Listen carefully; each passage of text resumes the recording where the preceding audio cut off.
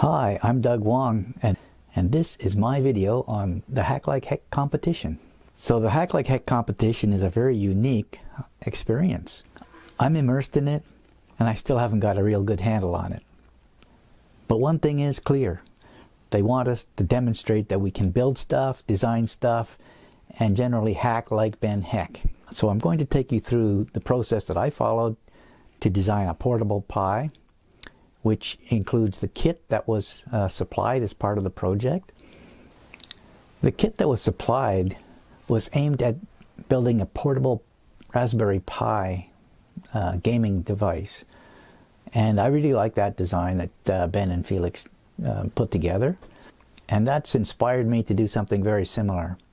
Partly because the kit that was supplied was exactly, or pretty much exactly, the kit that they used in building their Raspberry Pi portable. So I want to build a compact, handheld portable which can do exactly what they did. And I'm going to take you through the design process that I followed and just give you some insight into how I do things. You know, starting with the electronic design, the mechanical design, and the build process. So this is going to be a fairly short video, but hopefully you'll get some insight into my ability to design and build stuff. The first step is to come up with a concept, and my concept was to take Ben's excellent design and connect all the modules together using a printed circuit board. The next step was to collect all the literature and data sheets and figure out how everything was connected together. The electrical design part of the portable Pi build involved capturing all the kit parts in a CAD library and laying out a printed circuit board to connect everything. This is a schematic of all those parts that were captured. So I laid out the switches here in pretty much the same pattern as ends up on the printed circuit board and on the portable device. So there's the controls for the direction and the A, B, C, and X, Y, Z buttons, as well as the computer buttons and the start and select buttons. Up here we have the display module. You can see the red bits and the green bits and the blue bits all labeled, as well as the horizontal sync, vertical sync, clock, etc. Over here we have a Raspberry Pi, and now the I/O pins on that connector for the Raspberry Pi and how it's all connected up to the display. Over here we have the speakers and the audio module, which is getting its signals from the Raspberry Pi and driving the speakers. And I also put here a gain switch to select two different gains, either 9 dB or 15 dB. Over here we have the power module, which is the charger and battery management system, and an enable switch. So taking a look at the printed circuit board layout, you can see the two speakers in the middle here. Over on the right, this is where the Raspberry Pi is going to be. Its big connector is here, and this dark area is sort of a heat spreader area to try and get the heat away from the CPU chip. On the left is the display module, and just below that is the audio module. And down here on the underside of the board will be the power module. And over on the right we have a USB connector. So I've not implemented a hub here. If we really want to connect a bunch of peripherals to this device, we'd have to connect an external hub to this USB port. I actually ordered some chips to design a hub right on the board, but they haven't come in, and I think it would sort of defeat the purpose of having a portable unit to have a whole bunch of modules plugged into it anyway. So this is what the board is going to look like. And in the next segment, I'll show you what the mechanical design looks like. The mechanical design portion of the portable Pi build consisted of measuring a lot of the modules and designing a case to hold them, trying to get it as small as possible. Here you can see the front face, just to give an idea of what the overall device looks like. So in the middle there's two speakers, the directional controls on the left, and the X, Y, Z and ABC buttons on the right. Select and start in the middle, and then the computer buttons at the bottom here, and the nice big screen in the middle. So looking at the back, you can see the cavities for the speakers and some mounting bosses, and there's cutouts for the USB port on the Raspberry Pi, and up there is a SD card slot. On the right here we have two switches. One is the power switch or power enable switch, and the other one is audio volume gain. So this is just the top part. There's the printed circuit board is essentially flush with all these bosses,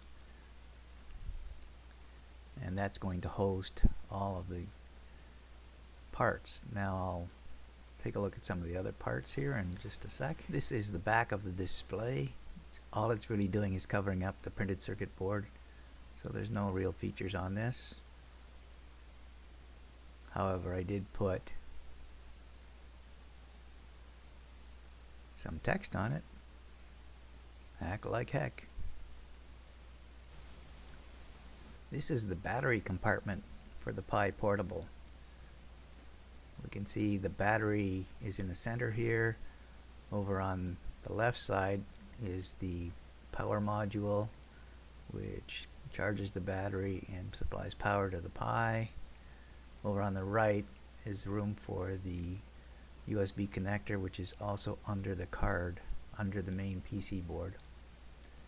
So the curvature at the top here are finger rests when you're holding this thing, because they stick down below the main chassis, which is actually very thin.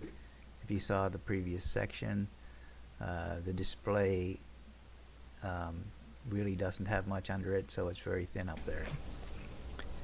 Here are some of the parts in my build of a portable Pi for the Hack Like Heck competition. So I didn't have a printed circuit board yet, but I printed the board on paper, stuck it to some 60 thou cardboard, punched some switches into it, and just placed the speakers on there to see how they would look. The Raspberry Pi goes under this heatsink area over here. The display card goes here. The little audio card goes here. The power module goes under the card at this end. This is the battery compartment. Battery fits in here like this, and the power module fits over here, and you can see it's got a USB port, and the circuit board lies on top of this, which is this guy. So the circuit board sits there like this, and there's a USB connector down here.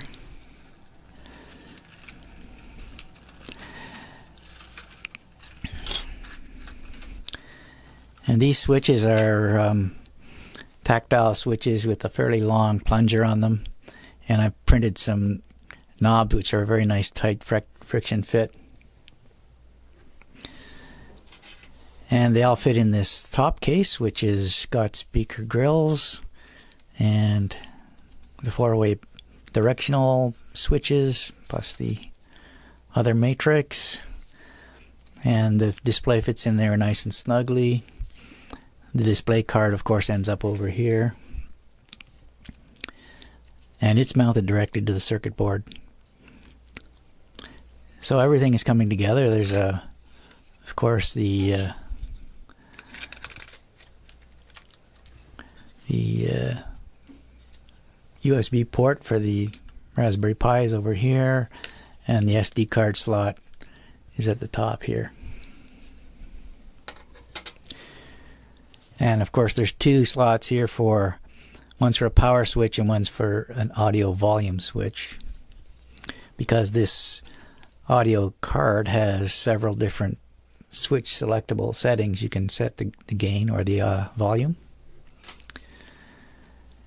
So just waiting for the card to come in so I can build this all and put it together. This is the packaging for the Hack Like Heck Pi Portable. You can see the directional buttons, keyboard, there's two speakers, the display, and of course, Hack Like Heck.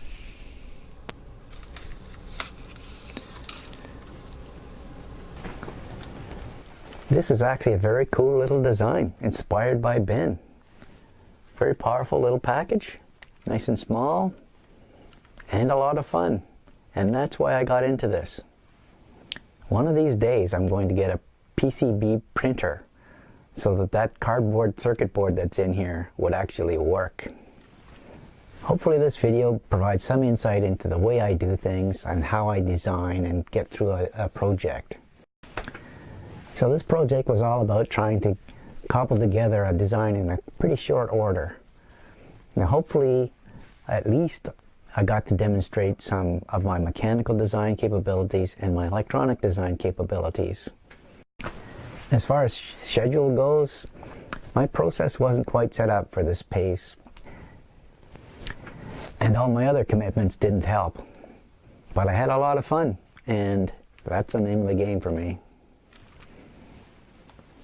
I just discovered that the deadline for the video has been extended, so I'm going to add a few random comments so that the members can get a better idea of who I am.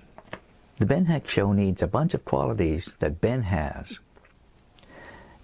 And that's what this contest is all about.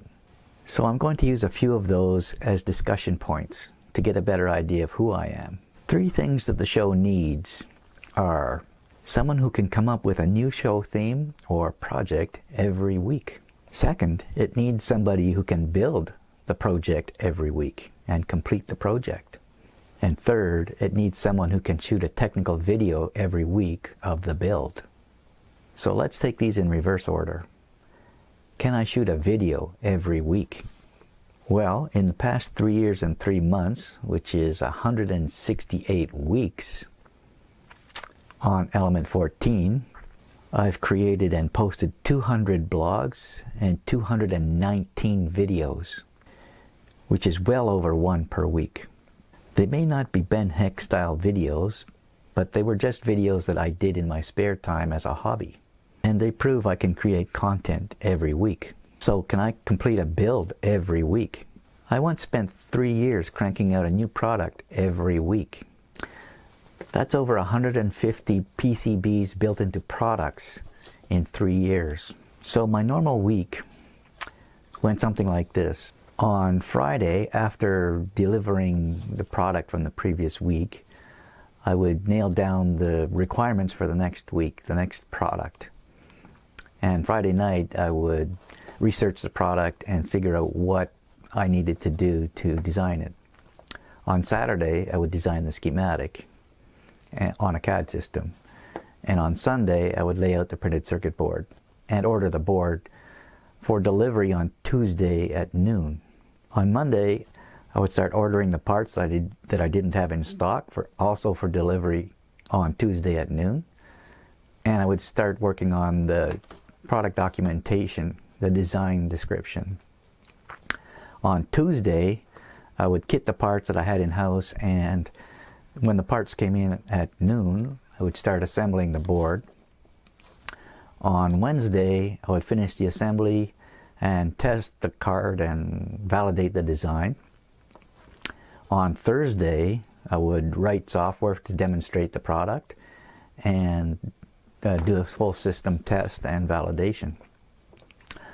And of course on Friday, I would have to deliver the product and demonstrate it and train the client on its use. And then the whole process would start over, and I'd do the same thing the next week. That's a typical week, and I did it for 3 years. So that should demonstrate that I can do a product every week. So the next thing is, could I come up with a new show idea every week? Well, I keep a little black book of new ideas of products that I think would be successful in the market. Now, I don't actually do blogging about these things because they're proprietary. So you won't see these kinds of ideas on Element 14 at this point. But it does demonstrate that I can come up with ideas. There's about, I guess, over 100 ideas in that little book. But I also have a list of projects and little things that I want to build and develop. And the way I handle these things is when I come up with a new idea, I make a directory on my computer and I start populating it with information about the design that I want to do. I collect information and eventually I get around to doing something about it. So right now on my current computer, I have 136 main directories for these project ideas. And many of these main directories have many subdirectories. For example, the Element 14 projects that I do are all in just one of the directories, of these 136 directories. There's 78 directories in the Element 14 subdirectory. One of them is Project 14, which has a bunch of projects in it. Well, I haven't really counted all of the subdirectories in all of those directories. It's just a huge number. But it does indicate that I have lots of projects on the go and lots of ideas for new projects. In fact, if you ask the question, can I come up with a new idea for a project every week? I already have so many ideas that I will never complete them. It's just too many already. So, what about other requirements like experience and knowledge? Well, I've done more projects on a wider variety of technologies than anyone I know. I don't really want to brag about that. You can see some of my project work on Element 14. So obviously I have a lot of qualifications, but the one big one, and probably the most important one that I haven't mentioned, is this thing about charisma or stage presence or acting ability. I'm not sure even what to call it, and I don't know how to define it. I've never aspired to have it, and I probably don't have it. Anyway, I can live with my set of qualities such as they are, but don't forget, when you're evaluating candidates for a technical show, they must sound smart and look good on camera. So good luck to the other candidates, and hack like heck.